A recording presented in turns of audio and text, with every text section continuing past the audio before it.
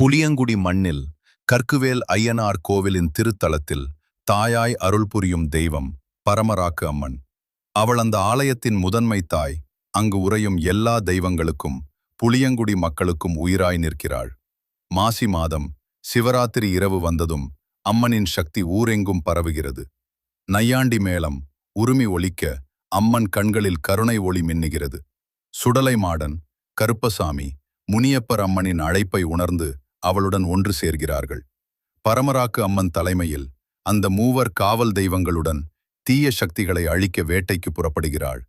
அம்மன் செல்லும் பாதையில் இருள் ஒளியாக மாறுகிறது. தீமை நடுங்கி ஒளிகிறது.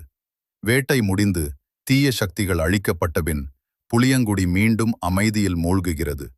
வயல்கள் செழிக்க, வீடுகள் மகிழ்ச்சியால் நிறைகின்றன. அந்த புனித இரவில் பரமராக்கு அம்மன் அருள்மேடை ஏறி மக்களின் துயரங்களை கேட்கிறாள்.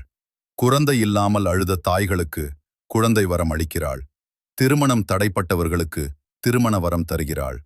நோயால் வாடிய உடல்களுக்கு ஆரோக்கிய வரம் கொடுக்கிறாள். வறுமையில் சிக்கிய குடும்பங்களுக்கு செல்வமும் நிம்மதியும் அளிக்கிறாள். அருள் பொழிந்ததும் அம்மனின் முகத்தில் வீர ஒளி பிறக்கிறது. இனி என் மக்கள் பாதுகாப்பாக இருக்க வேண்டும் என்று உறுதி கொண்டாள். திருவிழா முடிந்தாலும் பரமராக்கு அம்மன் ஊரை விட்டு செல்லவில்லை.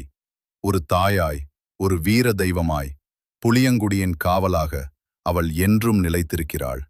பரமராக்கு அம்மன் இருக்கிறாள் என்ற நம்பிக்கையில்தான் புளியங்குடி என்ற ஊர் இன்றும் இனிதே வாழ்கிறது.